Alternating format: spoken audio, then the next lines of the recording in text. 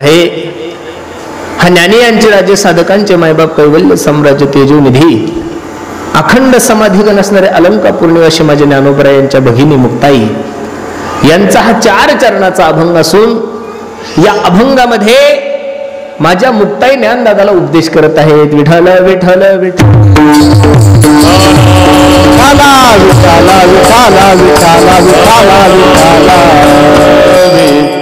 अभंगावर काही चिंतन करण्यापूर्वी अभंगाचा प्रतिपाद्य विषय तुम्हा सर्व मायबापासमोर ठेवण्यापूर्वी थोडासा परिहार द्यायचा. तो असा, भव्य दिव्य स्वरूपाचा चालू असला आपला नाम जप यज्ञ सोहळा तथा दुग्ध शर्करा योग म्हणजे ज्ञानेश्वरी पारायण आणि प्रभू रामचंद्राची रामकथा आणि त्यामधील 3ऱ्या दिवसाची सेवा सर्व ग्रामस्थांच्या वतीने माझ्याकडे आली. अगदी गोड नियोजन तुम्ही टाकळीकर मंडळींनी केलंय. खरं सांगू का महाराज, दररोज एका गावाला कार्यक्रमाला जातोय आम्ही. पहिल्या वर्षी सप्ताह केल्यानंतर दुसऱ्या वर्षी तेवढी हौस नसते, दुसऱ्या वर्षी केल्यानंतर 3ऱ्या वर्षी तर हौसच नसते. महाराज तुमचा यज्ञ झाल्यापासून मी पाहतोय, मी 4 वर्ष झालं सलग तुमच्या गावात येतोय. दरवर्षी तुमचा उत्साह वाढत चाललाय, कार्यक्रमाचं भव्यताही वाढत चालली आहे. कार्यक्रमाची जर पत्रिका पाहिली, कार्यक्रमातील कीर्तनकार पाहिले, गायक पाहिले, वादक पाहिले, सगळं नियोजन जर पाहिलं तर मी नारदाच्या गादीवर सांगतो जिल्ह्याला सुद्धा लाजवलं एवढं गोड नियोजन तुम्ही टाकळीकरांनी केलंय महाराज. आणि हे सर्व जर श्रेय कोणाला जात असेल तर ते फक्त गावातील तरुणांना जात आहे महाराज. कोणाला जात आहे? तरुणांना. का? जेव्हापासून तरुण वर्ग संप्रदायात जोडलाय, जेव्हापासून संप्रदायाकडे तरुणांचा ओघ वाढलाय, तेव्हापासून कार्यक्रमाचं स्वरूपच बदलून गेलं. काही जुने लोक म्हणतील महाराज अहो त्यांच्या गळ्यात माळा नाहीये, नसू द्या. काही लोक म्हणतील महाराज ते दारू पिताय, पिऊ द्या. तुम्ही म्हणाल असं कसं बोलता? हो, मी जे सांगतो ते ऐका. त्यांच्या गळ्यामध्ये माळ नसेल, नसू द्या. तो दारू पित असेल, पिऊ द्या. तो गांजा वडत असेल, वडू द्या. पहिल्या वर्षी तो माळ घालणार नाही, दुसऱ्या वर्षी तो माळ घालणार नाही, पण 3ऱ्या वर्षी आमच्यासारख्या तरुणांचं कीर्तन ऐकल्यावर त्याला माळ घालण्याची इच्छा झाल्याशिवाय राहणार नाही. हे परिवर्तन फक्त सप्ताहामध्ये. आणि एवढा मोठा यज्ञ झाला, सगळंच गाव माळकरी झाल्यानंतर मग दारूच्या दुकानदारांनी काय करायचं? ज्यांचे कोंबड्याचे दुकान आहे त्यांनी काय करायचं? लगेच सगळे लोक सुधरत नसतात, थोडे हळू हळू हळू हळू हळू सुधारले पाहिजेत. आणि मला आनंद वाटतोय की तरुणांनी जेव्हापासून हा कार्यक्रम हाती घेतलाय महाराज, मी यज्ञालाही आलो होतो, परिसरात नाही जिल्ह्यामध्ये 1 नंबरचा कार्यक्रम तुम्ही टाकळीकरांनी करून दाखवलाय महाराज. आणि तदवर्षी तेव्हापासून दरवर्षी कार्यक्रमाचं स्वरूप वाढतंय. नाही तर काही गावाचे सप्ते पहिल्या वर्षी ढामढूम, दुसऱ्या वर्षी टामटुम आणि 3ऱ्या वर्षी सामसूम. पण आपलं दिवसांदिवस वाढत चाललंय. मी आल्यानंतर काही लोकांशी चर्चा केली, म्हणे महाराज 20-25 वर्ष झाले अजून आम्हाला नवीन पंक्ती सुद्धा भेटत नाहीये. ज्या लोकांच्या पहिल्या पंक्ती आहे त्यांनी पंक्ती सुद्धा सोडल्या नाहीये. बरं पंगत आहे काय 10 लोकांना 20 लोकांना जेवण नाहीये महाराज, सर्व गावाला चुलबन जेवण. मी खरं सांगू का, एखाद्या शावकाराने आपल्या पोरीच्या लग्नासाठी जेवढा खर्च करावा तेवढा तुम्ही सप्ताहासाठी करताय. विठाला विठाला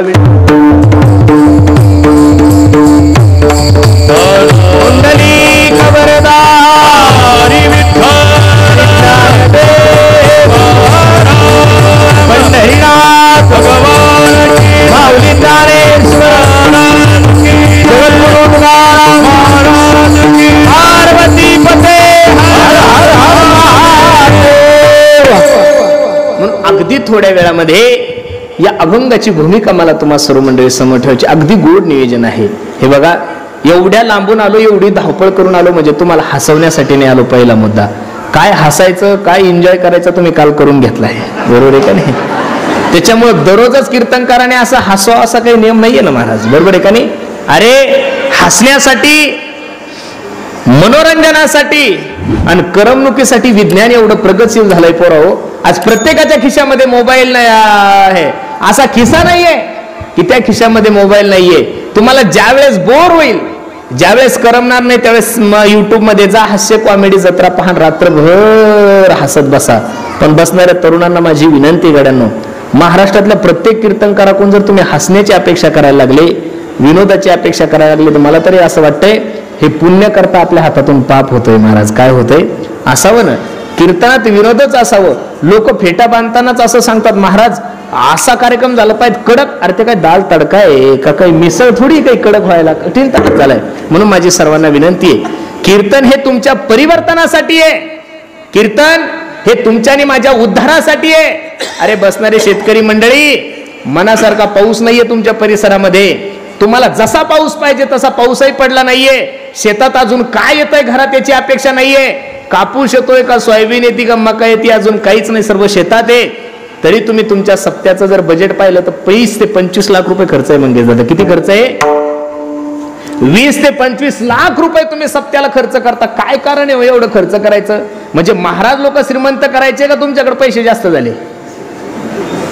माझ्या प्रश्नाचं उत्तर द्या ना. महाराज लोकांना श्रीमंत करायचं का तुमच्याकडे पैसे जास्त झाले? तुमच्याकडेही पैसे जास्त झालेले नाहीये आणि महाराज लोकांनाही श्रीमंत करायचं नाही. तुमच्या मनात एक धारणा आहे, तुमच्या मनात एक विश्वास आहे. चांगला सप्ताह झाला की चांगल्या विचाराची देवाणघेवाण होईल. लोकांच्या अंतकरणात ते विकार नष्ट होईल. लोकांच्या अंतकरणात राजकारण नष्ट होईल. लोकांच्या अंतकरणातला जातीवाद नष्ट होईल. आणि हे सगळं जर करून सप्त्यातून होत नसेल तर मी प्रांजळ मताने सांगतो, तुम्ही नाही सप्ताह केला तरी चालेल गड्यांना. अरे एकूण त्या एक लेकरानं 10 रुपये जर मागितले ना, पप्पा 10 रुपये द्या ना, मला दुकानावर जायचंय. बाप त्याला 2 रुपये देतो, काढून देतो. मला एवढंच सांगायचं, ज्या माय माऊलीने 9 महिने 9 दिवस ज्या लेकराला गर्भात वागवलंय, तळहाताच्या फोडासारखं जपलंय, तुमच्या कुटुंबाचा वारसदार आहे तो, तुमच्या प्रॉपर्टीचा वारसदार आहे तो, आणि त्याला 10 रुपये मागितल्यानंतर 2 रुपये देऊन तुम्ही तुमच्या एकूण त्या एक लेकराला शांत करता. सप्त्याचे कार्यकर्ते ज्यावेळेस तुमच्या दारात येतात ना, तर तुमच्याजवळ पैसे नसले तरी तुम्ही 5,000 रुपये काढता सप्त्याच्या कार्यकर्त्यांजवळ देता. का? तुम्हाला माहितीये, आपण जर सप्त्यासाठी मदत केली तर चांगले कीर्तनकार येतील, चांगले गायक येतील, चांगले वादक येतील, आपल्या गावाच्या विचाराची बैठक बदलून जाईल. म्हणून मी खरं सांगू का तुम्हाला, आज महाराष्ट्राच्या मातीमध्ये एवढंच एक व्यासपीठ राहिलं की तिथून लोक सुधारतात. कीर्तन चांग, कीर्तन चांग, कीर्तन चांग, होय अंग हरिरूप मायबाप. इथं आल्यानंतर अंतकरणातले विकार नष्ट होणारे, इथं आल्यानंतर अंतकरणातला जातीवाद नष्ट होणारे, इथं आल्यानंतर अंतकरणातले काम, क्रोध, लोभ, मद, मत्सर सगळ्या गोष्टी नष्ट होणार आहे. म्हणून एवढं सुंदर व्यासपीठ आहे. अगदी नजर लागावं एवढा सुंदर कार्यक्रम तुम्ही सर्व मंडळींनी केलाय.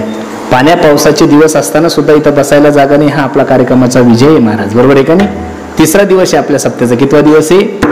3रा दिवस असताना सुद्धा आपलं सगळं ओव्हरफ्लो झालेलं आहे. बरोबर आहे का नाही? अगदी गोड अभंग मी तुम्हा सर्व मायबापांच्या सेवेसाठी घेतलाय. ज्ञानोबराय तुकोबराय जशी सद्बुद्धी देतील तसे अभंगाचा विचार करू. अभंग मुक्ताईचा आहे, 4 चरणाचा आहे.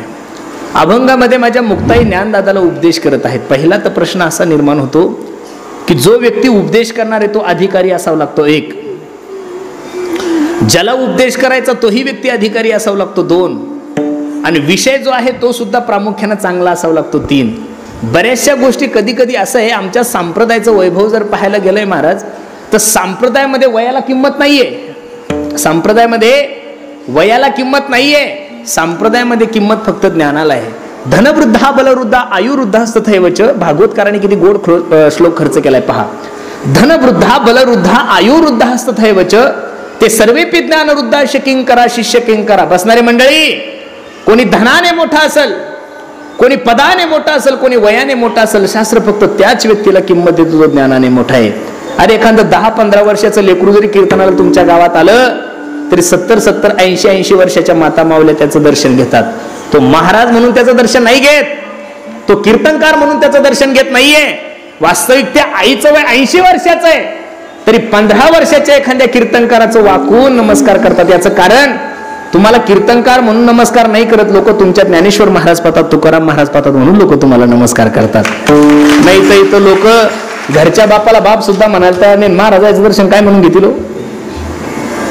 बायको लवकर नवऱ्याचं दर्शन घेत नाही महाराज, तर महाराजाचं दर्शन घेण्याचं काय कारण? याचं कारणच असं आहे, शास्त्रामध्ये वयाला किंमत नाहीये.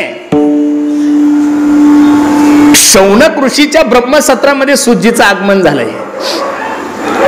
ज्या सुज्जीच्या ब्रह्मसत्रामध्ये शौनक ऋषीचे आगमन झालं तिथं कोणी 1000 वर्षाचं, कोणी 10,000 वर्षाचं, कोणी 5,000 वर्षाचं. सुज्जीचं वय केवळ 20 वर्षाचं होतं. 20 वर्षाच्या युवा संताला पाहून सगळे मंडळी उभे राहिले. महाराज आगतम स्वागतम सुस्वागतम यान. सुज्जींना मनामध्ये संकोच आहे की मी ज्यांच्याकडे चाललोय ते कोणी 1000 वर्षाचं आहे, कोणी 2000 वर्षाचं आहे, कोणी 5000 वर्षाचं आहे, कोणी 10,000 वर्षाचं आहे. अनेक ऋषी समोर तर अनेक इंद्रचंद्र बदलले. मी केवळ 16 वर्षाचा 20 वर्षाचा एक युवा संत, आणि मला पाहून सर्व जय हरी का करतात. त्यावेळेस शौनक ऋषीने सुज्जींना सांगितलं, सुज्जी आपण वयाने जरी लहान असाल पण अज्ञान ध्वंत विद्वंश कोटी सूर्य समप्रभः सुता क्याही कथा सारम मम कर्ण रसायनम. ओ सुज्जी, अज्ञान अंधकार दूर करण्यामध्ये आपण कोट्यवधी सूर्य समान आहात. माझी विनंती तुम्हाला, तुम्ही अशी कथा आम्हाला सांगा की जेणेकरून आमचं दुःख निवृत्त होऊन आम्हाला भगवंताची प्राप्ती होईल. बसणारे मंडळी, 2 गोष्टी माझ्या काळजावर लिहून ठेवा. अन्नाचा कण आणि साधूचा क्षण कधी वायाला घालवू नका. याचं कारण, साधूचा क्षण माणसाच्या जीवनाचं काय परिवर्तन करेल काही सांगता येत नाही. तेने होय शांती महात्मा, तेने होय शांती महात्मा, तेने होय शांती महात्मा, तेने होय शांती महात्मा. क्षण घडता संताची संगती, क्षण घडता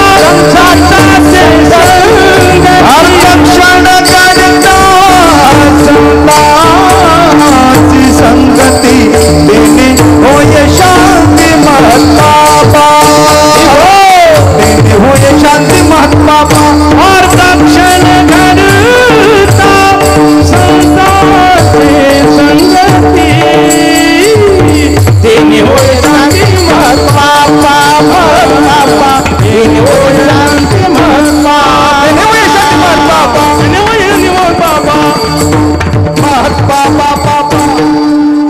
अर्धाक्षण घडता संताचे संगती, तेने होय शांती महत्पापा. बसणारे मंडळी, साधूचा अर्धाक्षण जरी माणसाच्या जीवनामध्ये घडला तरी माणसाच्या जीवनाचं कल्याण होईल. अरे वाल्मिक ऋषीच्या जीवनामध्ये, वाल्ह्याच्या जीवनामध्ये नारदजीने चातुर्मास नाही केला हो महाराज. 2 मिनिटाचा सत्संग. हे वाल्ह्या, अरे ज्यांच्यासाठी एवढं अनिष्ट मार्गाचं वर्तन करतो, ज्यांच्यासाठी एवढं पाप कर्म करतो, शेवटी कोणीच तुला वाचवणार नाही रे. एवढा भावला महाराज तो सत्संग अंतकरणाला की महाराज सांगतात, कोळी याची कीर्ती वाढली गहन, केले रामायण रामा. ए बोलीला वाल्मिक तैसेची करीन वर्तुनी वर्तुनी दावीन नामा म्हणे. प्रभू रामचंद्र जन्माला येण्याच्या अगोदर वाल्मिक ऋषीने जे लिखाण केलंय त्या लिखाणानुसार, वाल्मिक ऋषीच्या लिखाणानुसार प्रभू रामचंद्राला आचरण करावं लागलं. म्हणून खरं सांगू का, माणसाच्या जीवनामध्ये सत्संगती खूप महत्वाची. महाराज सांगतात, बिनु सत्संग विवेक ना होई,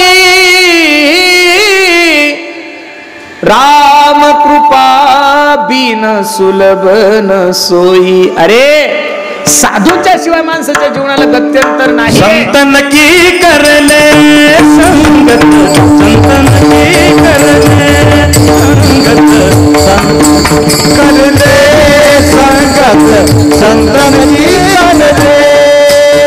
जन्म का सार्थक कछु करले हो, जन्म का सार्थक कछु करले संगत, संतन की करले संगत, संतन की करले. जन्म का सार्थक कछु करले राम, जन्म का सार्थक कछु करले, संतन की करले संगत, संतन की करले.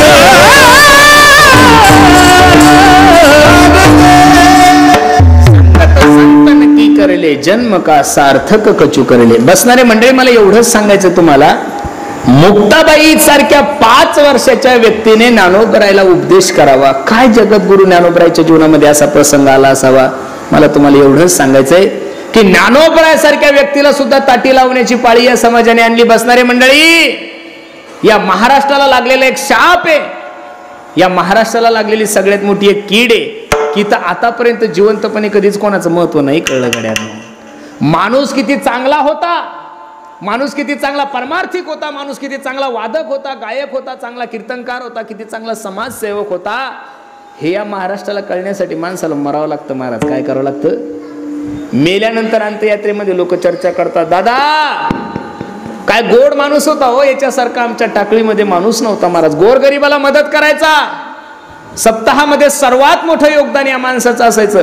किती चांगला माणूस होता देव, कसा बरं गेला घेऊन. हे सगळं ऐकण्यासाठी माणसाला मरावं लागतं महाराज. काय करावं लागतं? मरावं लागतं. 5 वर्षाच्या मुक्ताई आहे आणि ज्ञानोबरायासारख्या महात्म्याला उपदेश करतायत. काय मुक्ताईचा अधिकार आहे महाराज? एका वाक्यात सांगतो, आले लोटांगणी चांग देव, चांग देव, आले लोटांगणी चांग देव, चांग देव, आले लोटांगणी चांग देव, चांग देव, चांग देव मध्ये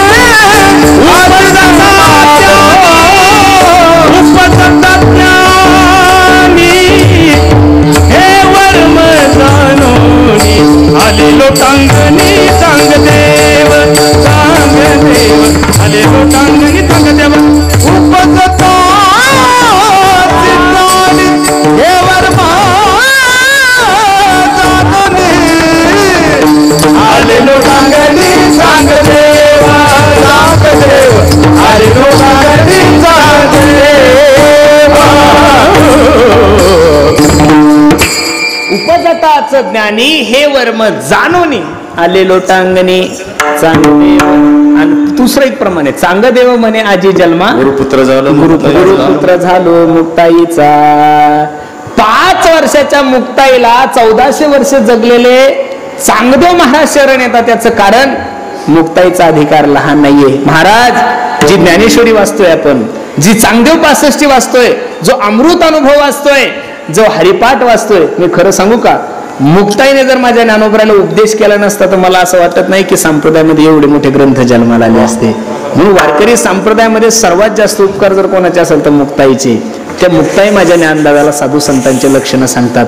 काय ज्ञानोबराच्या जीवनामध्ये असा प्रसंग आला असावा की ज्ञानोबराला लोकांनी ताटी लावण्यासाठी भाग पाडला. अरे ज्या समाजासाठी माझ्या ज्ञानोबराय आम्ही वैकुंठवासी आलो, याची कारण अशी बोलिले जे ऋषी साच भावे, झाडू संताचे मार्ग, आडराणी भरले जग, उच्चिष्टाचा भाग शेष उरला तो शेऊ. तुमच्या आणि माझ्या उद्धारासाठी ज्ञानोबराय वैकुंठातून मृत्यू लोकात आले. ब्रह्ममूर्ती संत जगी अवतरले, उद्धाराय आले दीन जना. पण या समाजाने ज्ञानोबरायचा स्वीकार नाही केला गड्यांनो. ज्ञानोबरायला शुद्धीपत्र मिळावं, ज्ञानोबरायची मुंज व्हावी, याच्यासाठी या वारकरी संप्रदायाने पहिल्या 2 लोकांची हत्या केली. त्यांचं नाव विठ्ठलपंत आणि रुक्मिणी आई साहेब.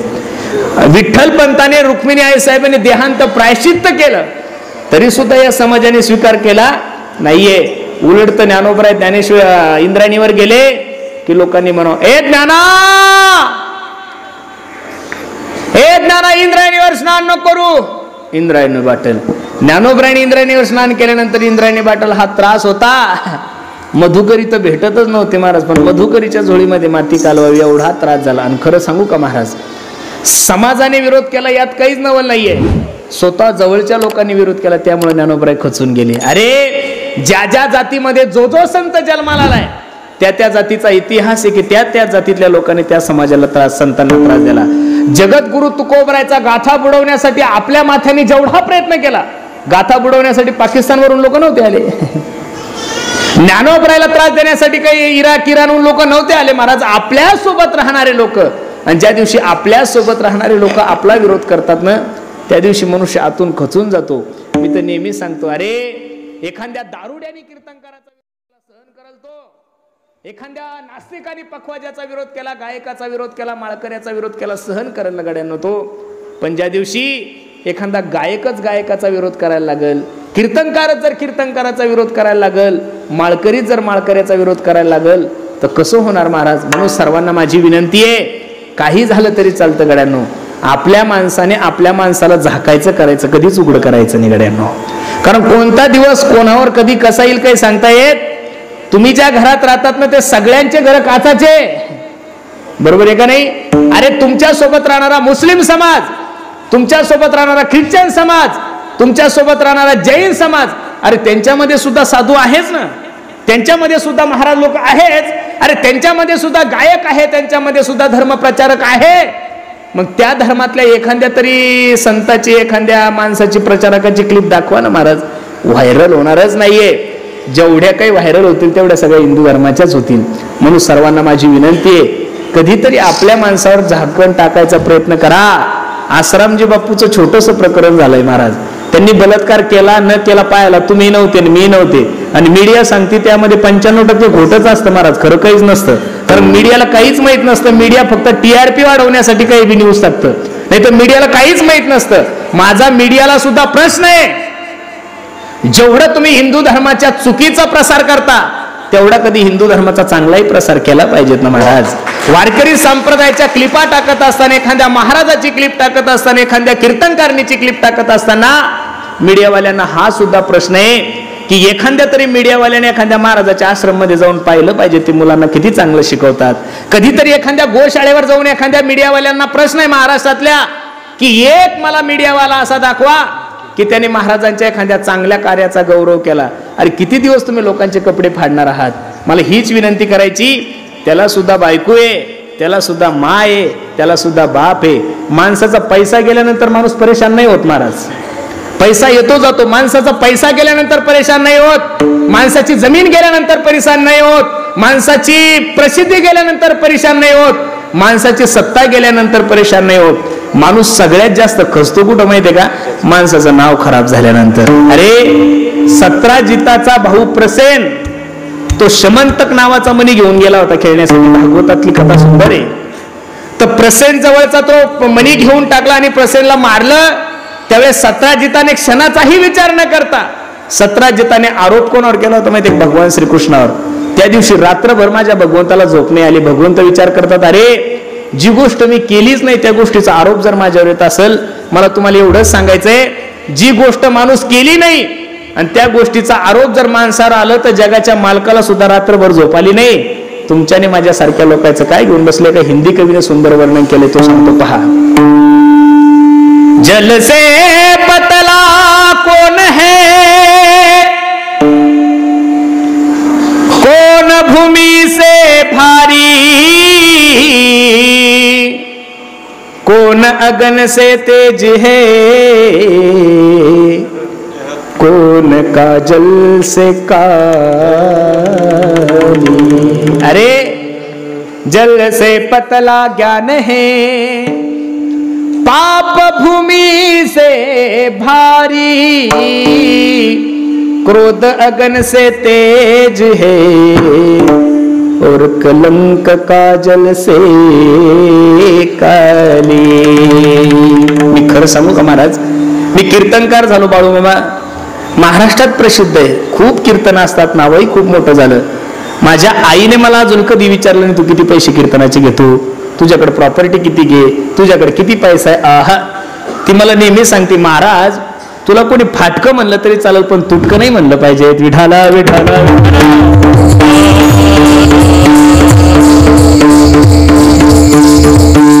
म्हणून कोणत्याही देवाच्या दर्शनाला जा, मारुतीरायाच्या मंदिरात जा किंवा भोलेनाथाच्या मंदिरात जा किंवा पांडुरंगाच्या मंदिरात.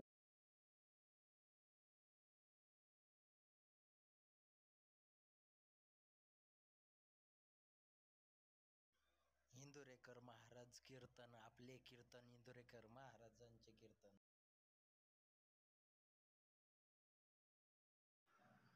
असेच नवनवीन व्हिडिओ पाहण्यासाठी आपल्या चॅनलला सबस्क्राईब करा.